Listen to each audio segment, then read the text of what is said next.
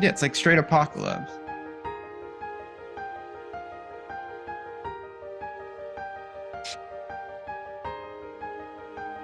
What's up, everybody? Little Wednesday night PGA Live before lock here at Stokastic. RBC Canadian Open. It's a little later. The NBA Finals does take precedence. I don't make the rules, but that's how we live in this world. But we're still here to talk some golf. All golf. It's been a week and a half, and it's only Wednesday. I am Ben Rasa. I am joined by Geoff Ulrich. Jordan Klein behind the glass. I don't know, man. I don't know, man. It's just been a day and a half. I'm under house arrest here in New York. The fires are here. The Saudis are here. All sorts of things are here. I don't know what's going on anymore. How are you?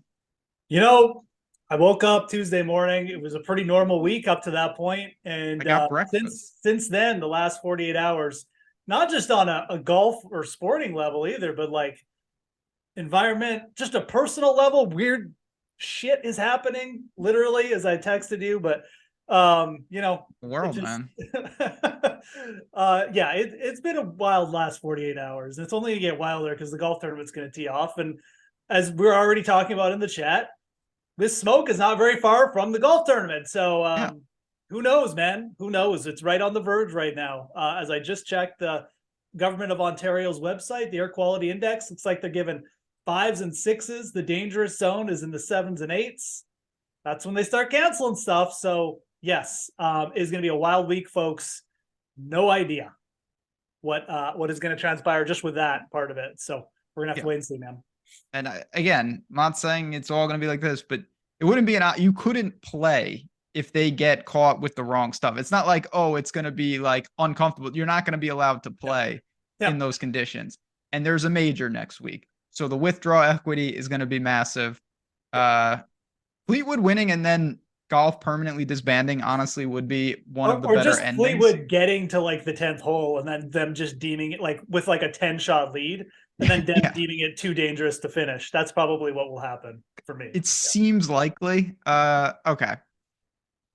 Where do we begin? Of course, I we're going to don't look know. back at the memorial and all that, but we're going to do just a bonus topic here just for you can give me we don't have to get too in depth. No, I everyone's don't already I, done that. I don't even know what to say. Obviously, I was incredibly shocked at the news. It seems outrageous and I'll leave it at that. I'm Yeah. so baffled I don't even know what to think. So I look. I mean, I'm just as like was shocked at it because you figure, yeah, okay, you think about the big picture. Sure, down the road you could probably think maybe this would happen, but considering the rhetoric that we had at this time last year, like it was only like it just from Yes. for over the last year, like that rhetoric hasn't changed. The hate the PGA Tour players and the PGA Tour and the commissioners and everyone there has had for LIV up until Tuesday never wavered, never changed, never gave any hint that something like this was in the mix. So, yeah, I mean, I'm just shocked that it happened that fast and this quickly. Big picture, I think when you start to add it up and the money that LIV was going to be throwing, and now you get more rumors that they were trying to pick off John Rahm, and it probably makes sense that they were going to eventually get someone over there. Maybe it wasn't Rahm, maybe the Cantlay or Schauffele. That the PGA Tour was probably big picture. I think from again just a business standpoint, probably is just the right thing to do to just capitulate and say, okay, we can't fight this forever. We're going to be in court for decades. It's going to cost us too much money. Our product, get it done now rather than wait 20 years and burn it all down. That I get it. But yeah, I'm pretty shocked considering the rhetoric that was coming out. And, again, people have covered this, but I think the one thing too, Ben, I'm pretty excited from a betting standpoint, or from a guy who does content and DFS. I think this is really good for us personally. I hated the split. It was stupid. It watered down the fields on both sides. Let's get everyone back together and let's get the party rolling.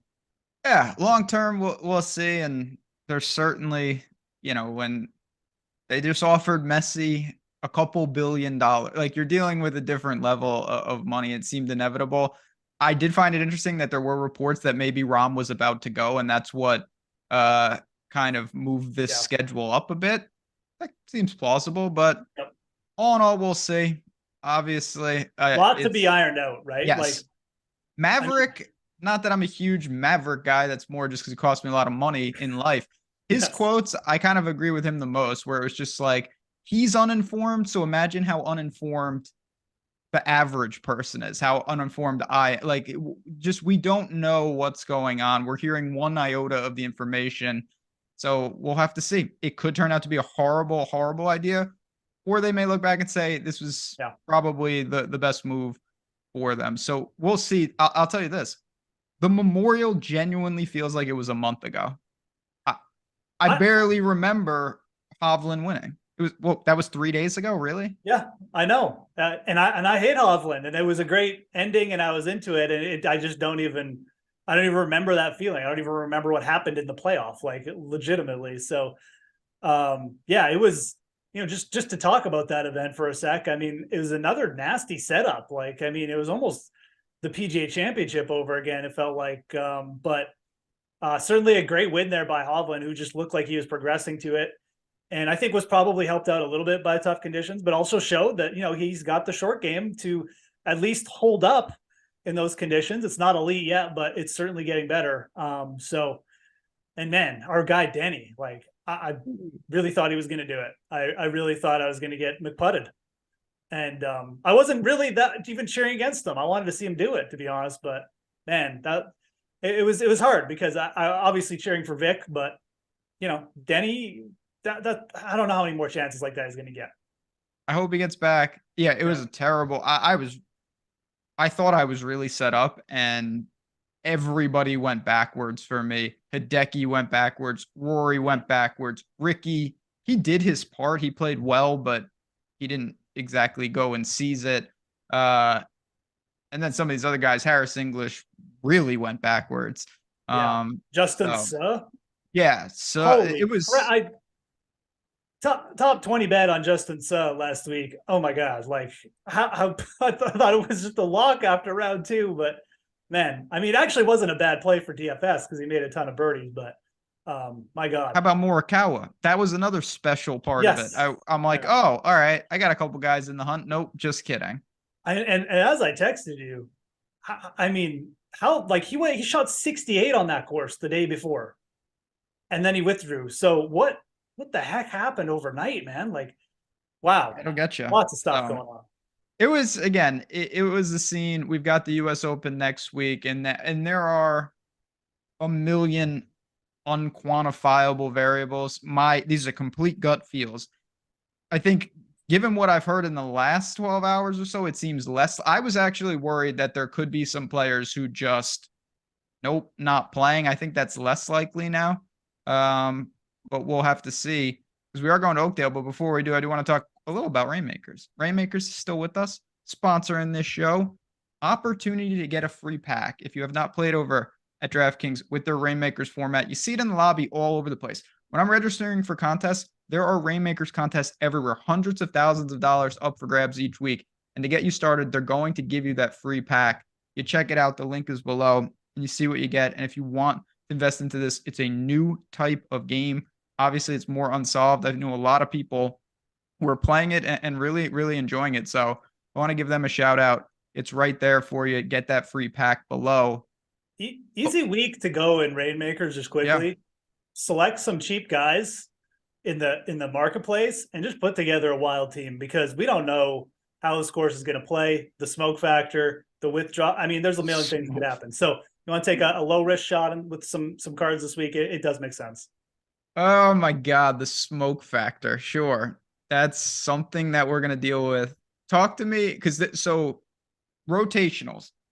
Normally we're talking about an Open championship, a US Open, a PGA. Like we don't have really many. I can't really think of another rotational really. And the FedEx playoffs maybe. Yeah. So stuff like that. Yeah. And up in Canada, this is not Glen Abbey, obviously. This is Oakdale. Yeah. And we don't really know. What do you think in terms of difficulty? What do you think in terms of skill set?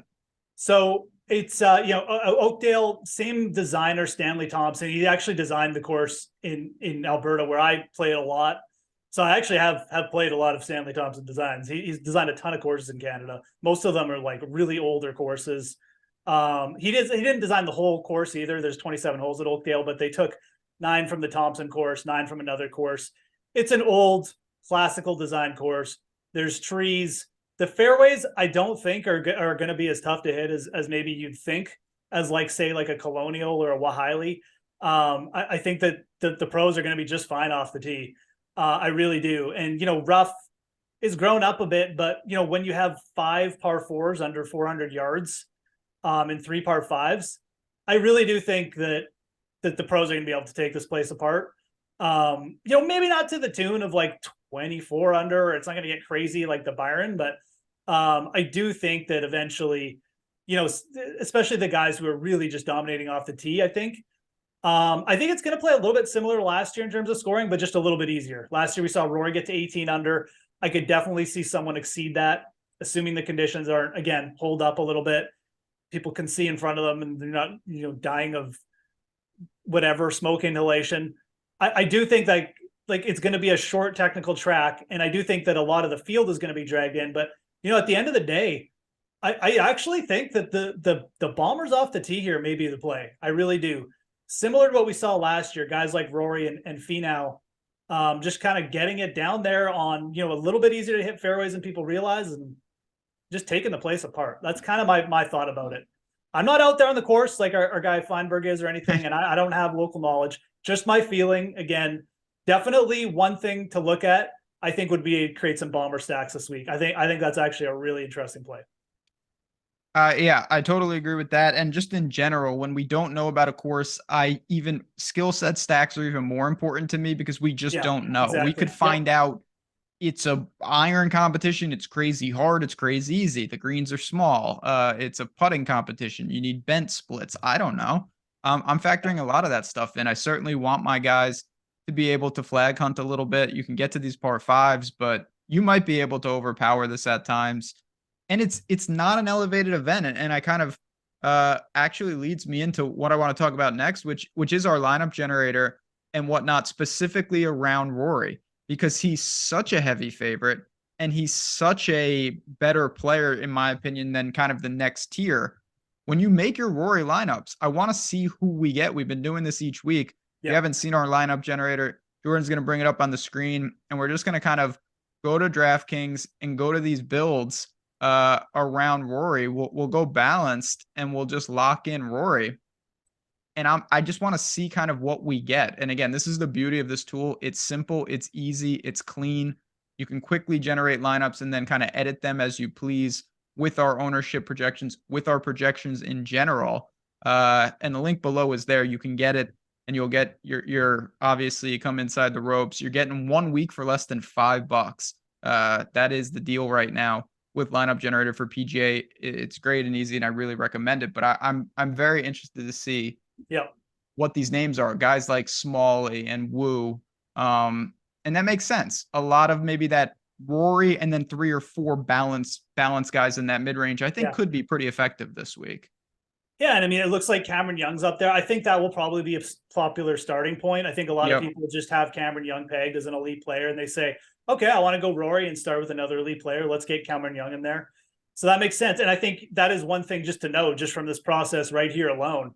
And it does exemplify what the lineup builder can give you really quickly.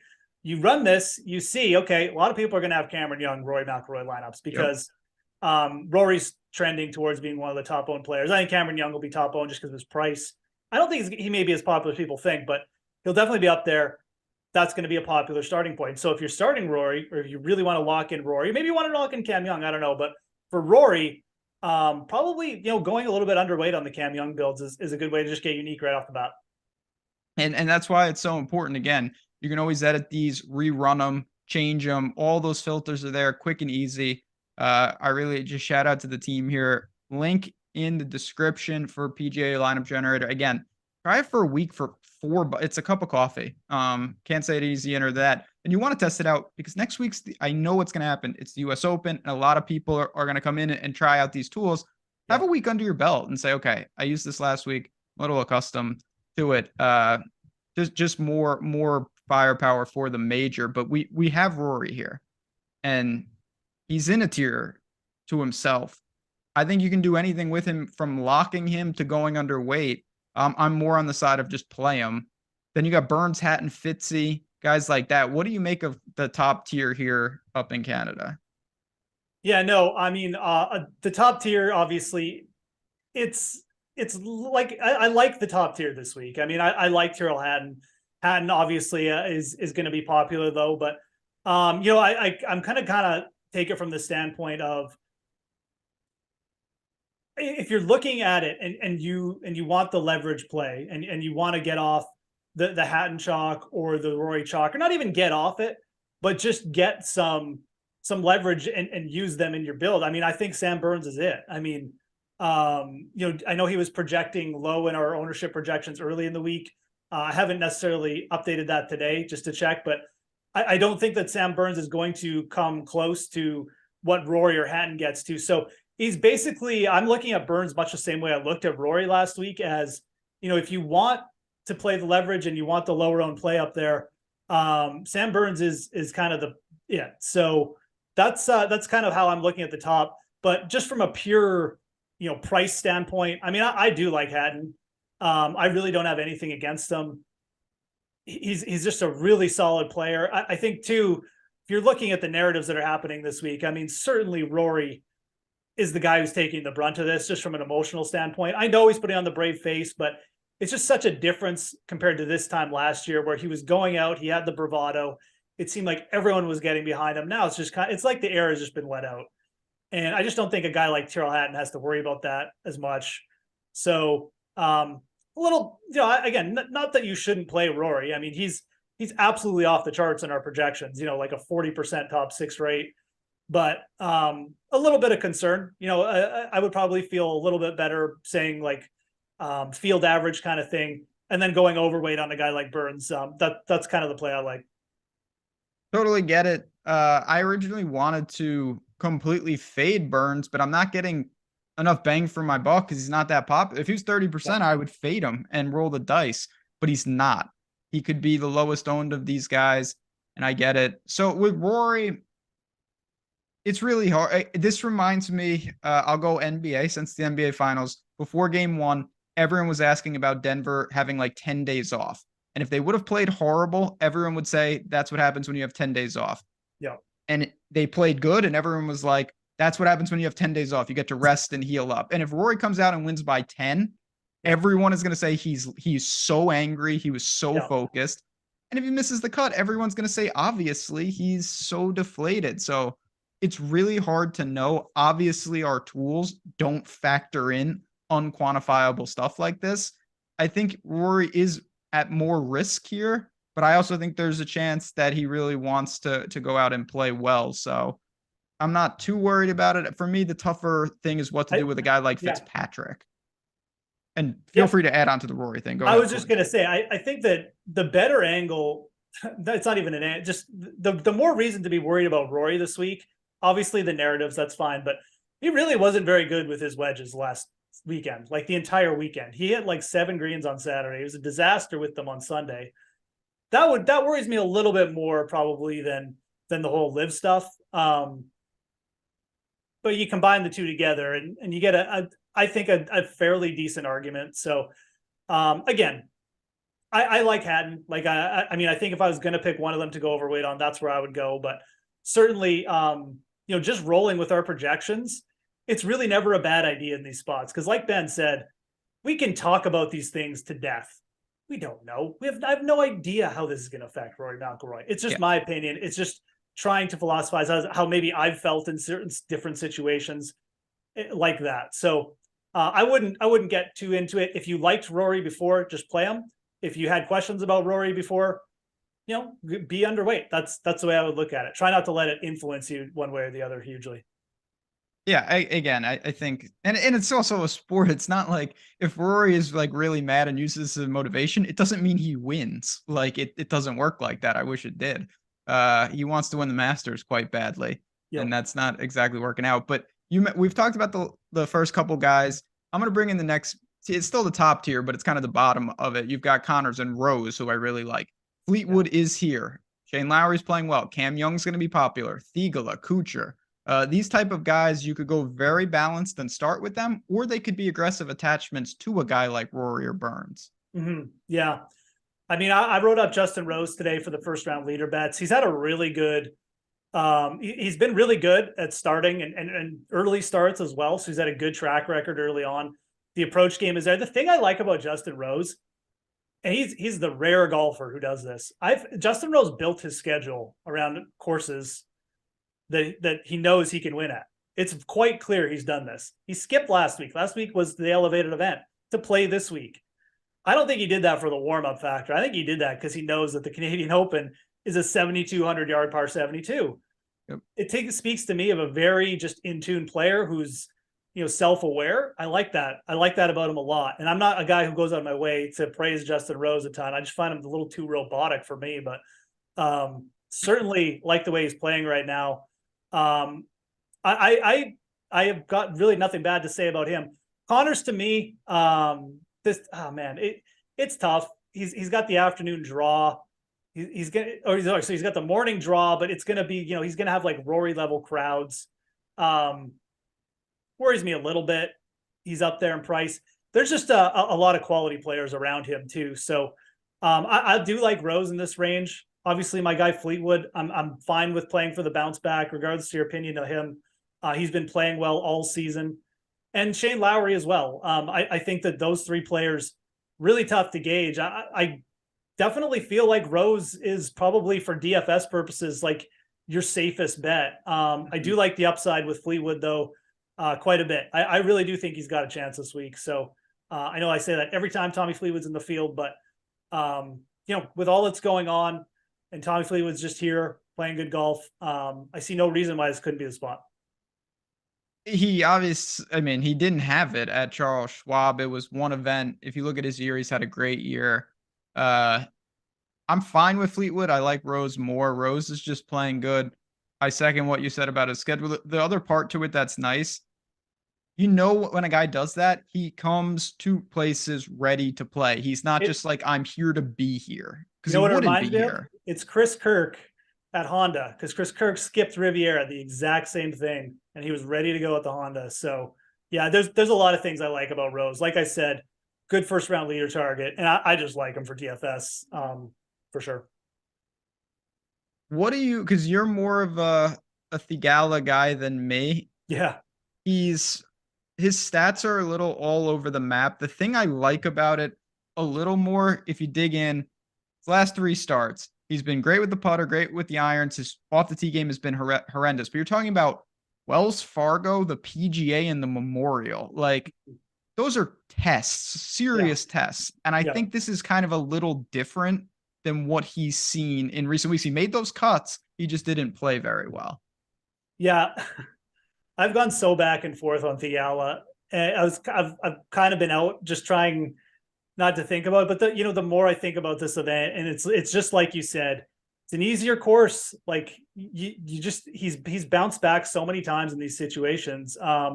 He's an elite scorer, and we just don't have that many options down here. All the guys in front of him, great floors, really solid players. But I honestly think that like a really interesting starting combo is to just go Cam Young and Theegala and play for a 20 under, 22 under winning score. Those are the birdie makers. I mean, those are the guys who are either going to have it and really give you a shot, or they're just not. And it's completely fine if they don't. You took your shot, but if those guys bring it, this setup could be absolutely ideal for them. I really like Cam Young for just this week. I think that coming off 2 missed cuts, you look at what he's done. He gained strokes on approach and off the tee. He putted poorly, but like you said, they're tough courses and tough greens, and no one's played on these greens before. I don't think they're going to be overly difficult for the players. Cameron Young is well overdue for a win. And you look at where he's done well, it's actually short par 72s, par 71s, Austin Country Club, played well at the RBC, even going back to his Corn Ferry Tour days. He's a really good short iron wedge player. And he hits a lot of short irons because he hits it so far. So I do like Cameron Young, and I do like Theegala, because I just don't think he's going to be anywhere near the disaster he was off the tee the last 3 weeks. So lot of interest in those two guys. I think that either starting with them or just mixing them in with like a Rose, even just like a Rose Lowry combo. I mean, you get 2 secure guys who are probably going to push for top 20s, and then you get a big birdie maker to supplement it. I like it. I like it quite a bit. You know, Cam Young is he's an interesting player. Again, Hovland is separating. There's no, like, to me, those guys were almost inseparable at points. Hovland is separating, but Cam Young's got all the skills. His putter's broken right now. He's going to have to flip that to win. But how many guys have we said that about? Then they flip it. And he's an easy stack. We saw this at the Open. That was the best example of this strategy. Everybody thought Open Championship, it's going to play one way. If you would have stacked the bombers, you would have got to a lot of that board, including Cam Young and Hovland at like 0% owned. Now, I don't know how the hell you get Cam Smith in there, but that's a different story for a different time. Let's work down Keith Mitchell. Benyon would have been my favorite play. Yeah, we were both on Benyon. That's another thing that happened this week. That was like, again, my first I was like, oh. And I saw your betting card, and I was like, oh, here we go. And then, wah. Nope, he knew. Benny's too smart. He said, I don't want to deal with this. Hadwin, Moronk, Svensson, one of the Hogards is here. Ludwig Aberg is here. I can't wait to talk about that. I mean, this is kind of the top of the mid-range. What do you think about these guys? We've got a lot of Euros in there, but again, weak field, they can certainly compete. Yeah, this range is, I mean, it's all over the place. It's like, you know, everything you want is here. You got the Canadians, Svensson, Hadwin, Moronk, who is a player, absolutely, but obviously coming over to the PGA for the first time. The output that he's going to give here is a complete unknown. Hogard is actually funny because Hogard is like the canary in the coal mine for Moronk, I think, in a lot of ways. And I've written up Nikolai Hogard as a fade in the fades and pivots article that we do that I do on Stokastic in the last couple of weeks, and it's been great. And I wrote him up again. Let everyone else play Hogard and these fancy plays. Take what's there. Adam Svensson is in Canada. He's a great iron player. His putter's been a little up and down, but if Svensson gets hot on this course, he'll push for a top 10. This is not a strong field. That's kind of where my mind goes. I honestly don't hate Moronk as a play either. I just, you know, you've got Svensson there, and you also have a guy I really like down there, Michael Kim at AK. I think Michael Kim will be popular, but he's been solid all season.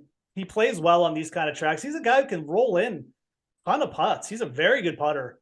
You know, the 10, 20 foot range, he can get hot from there. So I look at Svensson and Kim as the guys we probably should be targeting, but there is a lot that can kind of distract you here.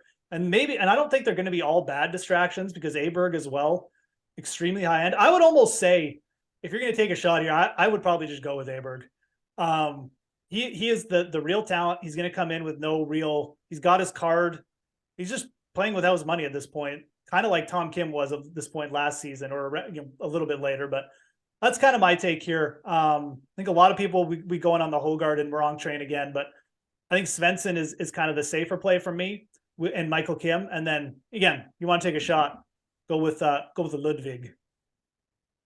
It's an interesting range just because you've got pretty flat ownership on all these guys, and then you've got Moronk, and it's not that I hate Moronk, I just think he's over-owned, and I don't like him that much. So I'm looking to take a little stand against him here and just pivot. I'll go up to Hadwin, down to Svensson, down to Michael Kim.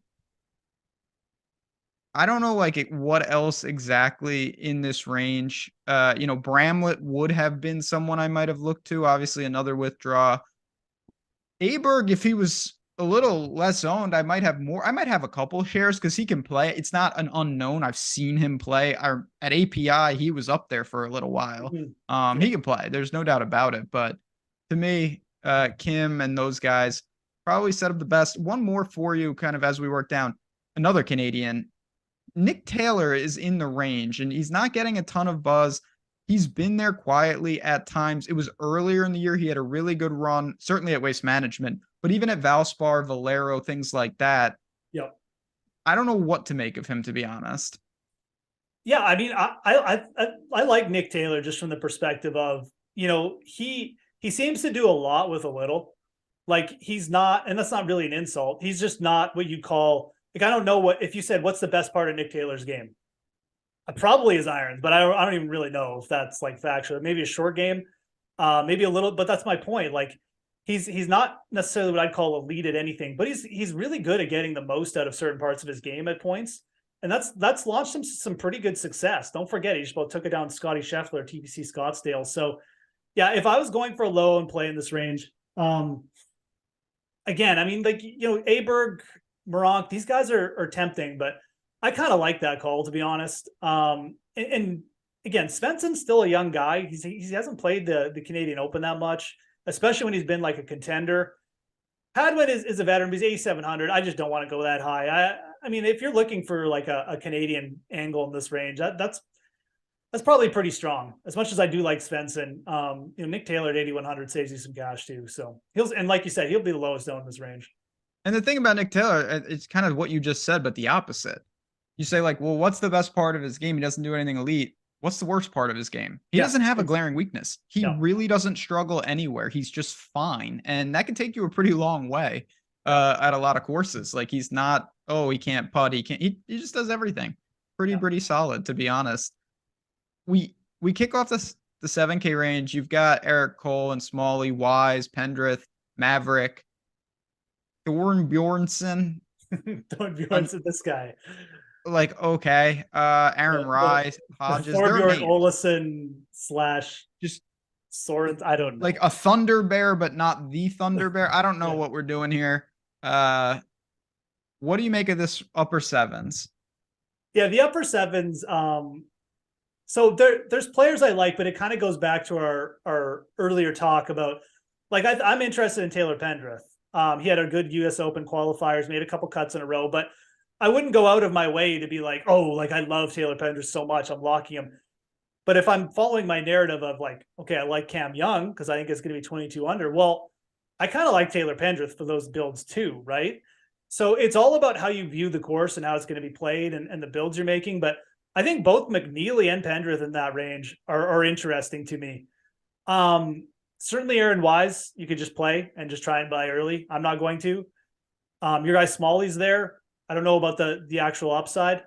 This whole range to me just screams of you're just taking a shot. You're not necessarily going crazy overweight here, and you're not going to have to go super overweight on any of these guys to be over the field. But to me, I would pick and choose. And I would pick kind of the bombers here with McNeely and Pendrith, guys who can really get hot with the putter and roll it in. And because there's really no one else here that I love.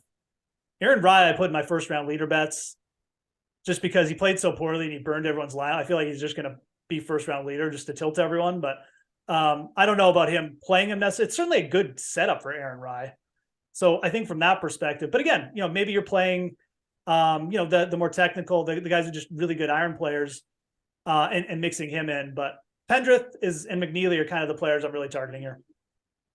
It's definitely a pick your poison type range. There's not a ton here. There's not like, this guy's going to be 30% owned and you can direct pivot. I think Smalley will be pretty popular. Rye will get some love. Hodges will get some love.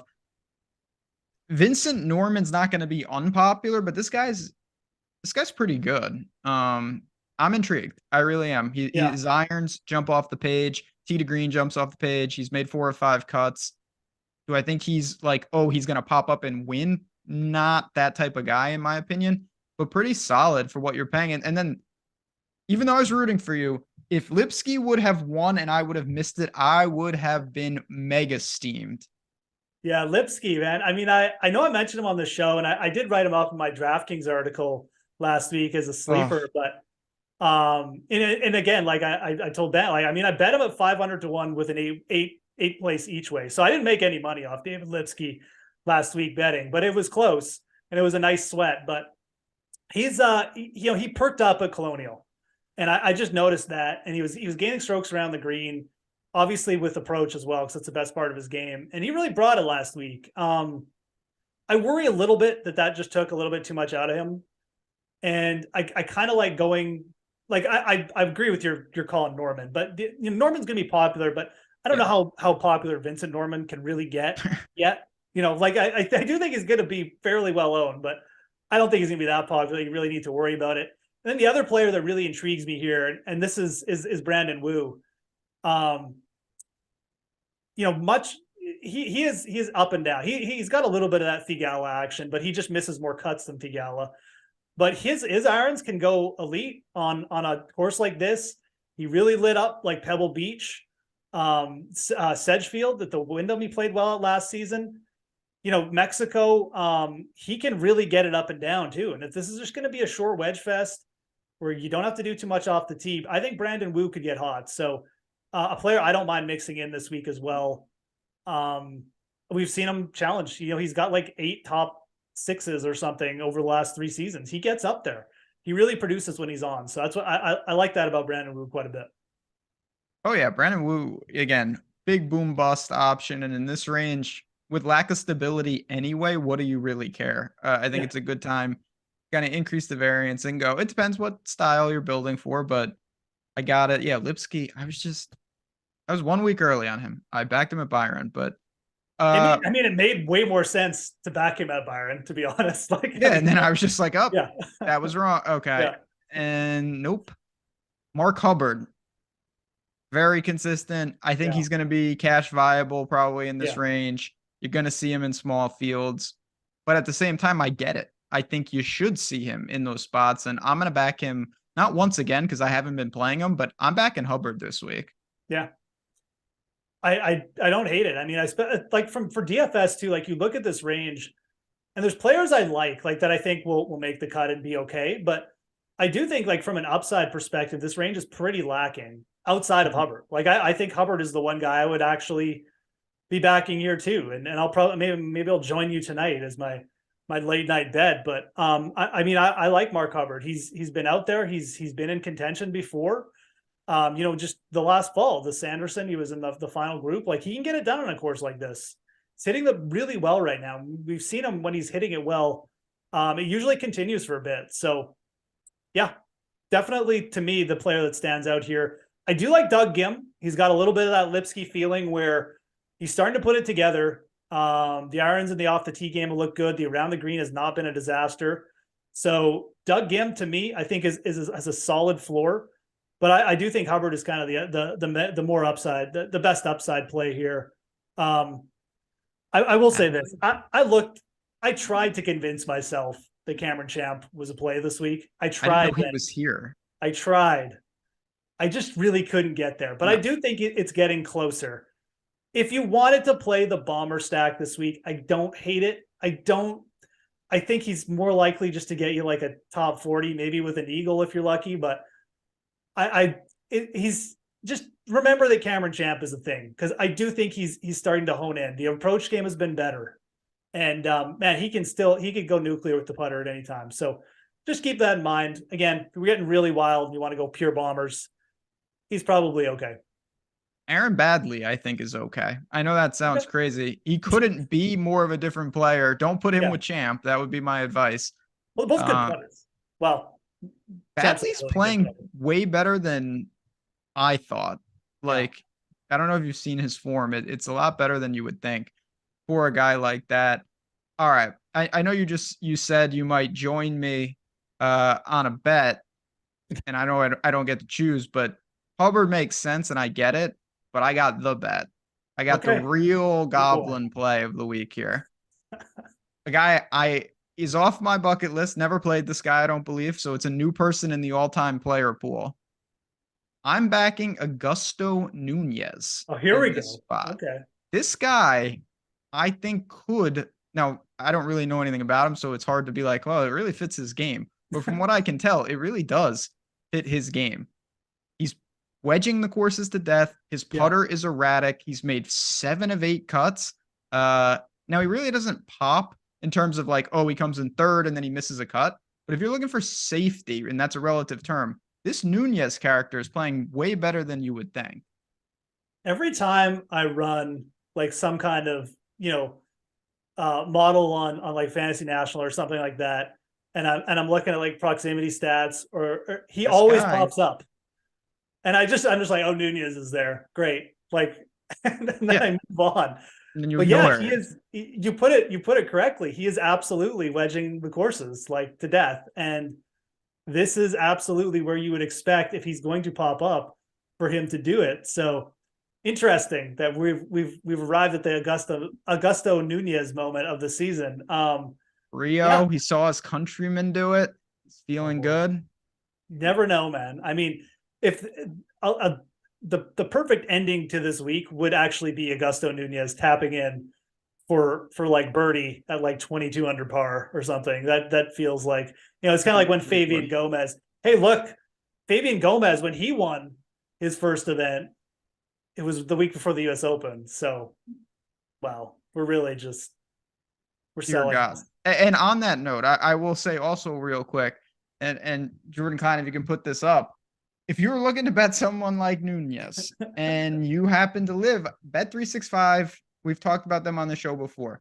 They have New Jersey and Virginia and Ohio and Colorado, and now they're in Iowa. Iowa is officially live. If you are lucky enough to be in Iowa, you have the opportunity. You see it on the screen. It says bet one, get 200 in bonus bets. The link is below, and that is all true. In Iowa, though, it's bet one, get 365. They're doing their grand opening. They're really, really good book. They have amazing golf odds. I'm very, very jealous of those 5 states. So get involved. If you don't wager on some golf and you want a new book and you're in one of those 5 states, Bet365 is available and it is there. You got to be 21 plus. If you have a gambling problem, call 1-800-GAMBLER. Salary savers. Even though I like some of these guys at the top, and Sned's made the cut last week. I just want to throw that out there, of course. What do you see in the sixes? Sorry, I'm just looking up what Snedeker did. Oh, wow, yeah. Like he was just, I'm in like 37th. And it's just like, really? How does he he's like dusting Rahm and those guys. I mean, if you finished early on Sunday, you gained like 20 spots just by finishing early. So it was ridiculous. Yeah, it was ridiculous. Okay, 6K range. I'm trying to remember what I was. Aaron Cockerill. Aaron Cockerill. That is where I actually wanted to start. He's 7K though, I think. What? But yeah, he's Cockerill's interesting. That's another player I would throw in there. Plays over in the Euro Tour. Has been really hot of late. He's playing really good golf over there. Definitely at 7K, I would consider him. I bet him as top Canadian as well, plus 1,400 on Bet365. So there you go. Iowanians. You could consider that bet. So yeah, Aaron Cockerill, but below him, I get a little bit of interest in Kevin Chappell. Here's another name that has popped up just recently, and this is Doc Redman at 6,800. Yep. Yeah, 7 strokes on approach at Byron is interesting. This dude's short game is beyond horrible, but I do think you're going to see a high green and regulation percentage this week. Redmond has proven he can just pop out of nowhere with the putter. He's gaining confidence, and I think that's the biggest thing. We've seen Doc Redmond be a really good player at points, a potential just spike candidate. I actually really like him this week. Another player I threw in the first round leader bets too. He's got a nice early tee time. He's like 150 to 1 or something on BetMGM. So that's a name I would look for there. You're looking for a little bit of first round leader action. You back him like top 5 there too. But yeah, Redmond definitely popped up. Mm-hmm. Going down. Kevin Roy, my guy, is another one. Little bit of that Nunez. He's just very good with his irons. I think he'll be okay around this course. I actually kind of like Nunez better than him, but certainly playable. And then we get into the spray and pray range, I guess, whatever you want to call it. Yeah, it's definitely spray and pray. Grayson's down here.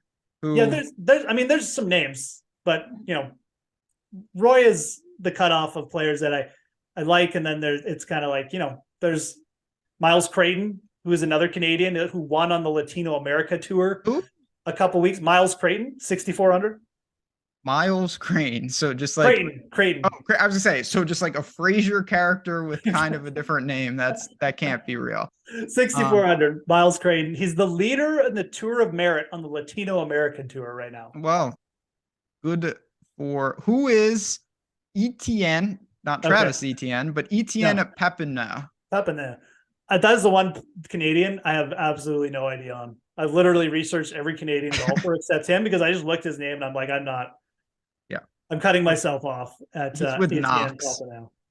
Good old Russell Knox is here. I don't think you should go that low. That's really my advice. Cut it in the mid 6s. Yeah. If EVR, we had a question about EVR early in the show too. He always, in theory sets up well. Like when I think of like, oh, an off the tee stack, he would be the last man in. Yeah. And then he just shoots 6 over. And it's just like, that's the only stack for him is just a miscut stack, which is not really the most effective way to build. I think Doc Redman gives you pretty much the same kind of upside. And at least we've seen with Redman that he's given us something recently to say, okay, maybe this is the spot. Both of them are hugely volatile players, but I do think if you're going in this range, like you should be targeting someone like that, because I think Redman and Van Rooyen have that top 10 upside, whereas like Ben Silverman, Sig, Sung-Yil No, I mean, it's probably not going to happen. Even Chappell, probably looking at best like a T16. So play for the upside, and don't worry about the downside. Yeah, I tend to agree. Again, you're really looking for, in a field like this too. This isn't an elevated event. Some of these guys down here are going to actually get in the mix. Maybe not win, but be in the thick. So you got to grab some placement points. All right, we got a couple minutes left. Again, if you ever have questions on stuff, we've got a ton going on. The US Open is next week. The links are there if you want. Again, the lineup generator, join, see the ownership, all that stuff. You have a half off your first month of PGA Premium. It's a great time to do it. And of course, if you have questions, at the Fantasy Grind at JazzRaz DFS. But before we go, let's build a lineup, Jordan Klein. Let's see what we can do on DraftKings. All right, here we go. I think we did pretty good last week, didn't we? All right, we were rolling, and then like Justin Sue and people shot like 50 over. Yeah. I can't remember if we put Morikawa in or not, but anyway, it doesn't matter. Oh yeah, we might have. New week, new us. And this is a rough one. I mean, I don't have as much what I'd say, sort of focus on a couple players at the top like I did last week. So I am going to, where am I going to start here? Am I going to give you mega value or what? Do you have someone you want to start with? You want to take the honors? Sure. You know what? I'm not gonna lock us into anything, but I just really feel like Justin Rose is ready to play. Okay. I think that he's solid. He can be your second man in. He could be your first man in, and he fits a ton of builds for us this week. So Justin Rose is on the team. Okay. Trying to think now. Do I want to correlate with that or what? I think if Justin Rose plays well, the course should set up well for Sahith. Let's go Sahith with Justin Rose. We'll correlate a little bit there. We got Sahith playing well at places like RSM, Hilton Head. I think if Rose plays well, it should set up well for Theegala. And I think to a lesser extent, if those two play well, it shouldn't detract from what Michael Kim is doing. Yeah, I don't see why that would hurt Michael Kim, and I like him to begin with. So give me Michael Kim. I agree with that. Yeah, Michael Kim makes a lot of sense this week. Okay, so we got about 77. So we could definitely pop back up here. Oh boy, if we went Fleetwood, then we'd really have to dumpster dive. Let's keep it civil. I was thinking about that, but yeah. I really don't want to go too far down. You know what? I like it. Let's throw your guy in. We brought him up. Let's throw Nunez in. 7K. Nunez is real good stuff. Now, I do want to just point out, let's go to the videotape. You could, if you're a real dangerous person, go Fleetwood and Cam Percy, who is like a triple mega mind genius play. But I think that might be a little short-sighted. Oh yeah, I think for me, I'm gonna put in your guy, and I'm gonna put in Svensson. It's gonna give us a ton of options in the mid sevens. There's a lot of good players there, and I think you'll be pretty happy with your choices for the last spot. Yeah, absolutely. I mean, with Svensson in there, it gives you. I like Svensson because, again, it's a little bit boomer bust, but he's been making a lot of cuts, and if he brings his irons, he could absolutely tear this course apart. Really challenge for that top spot. And I think with Svensson and Nuno's in there, I'm gonna just take Norman. Let's just take the guy who's playing well and not worry about Brandon Wu's upside or his downside. Vincent Norman's playing well. We got Svensson and Nuno's, and I like this. I like this quite a bit. What a beautiful team. Yeah. That's good stuff. That is good. It's well represented. Sweden, Canada, Argentina, world travelers, and that's England. What the tour is becoming. It's a world tour. It'll have a new name, and it's a new day in golf. And when this tournament is canceled, I'll take to my grave that this would have won the 200K, and no one will be able to take that away from me. So we've got that. It's been fun. It's been a hell of a week of golf. Next week is the US Open. Back to business. Kind of felt like this week, in all honesty, got derailed because of the news, and that happens. It was just such a crazy week. I don't think you can really take this tournament at face value. You kind of just have to do it, lean on projections, and see what we get. But next week we head to LA, and I cannot wait. Jordan Klein will be producing on the grounds of the tournament, and it's going to be a hell of a scene at LA Country Club. But until then, friends, go watch the NBA Finals. Have fun. Be safe if you're in the line of this craziness. For me, for Jeff, for Jordan, enjoy your night. Talk to you next week. See you guys.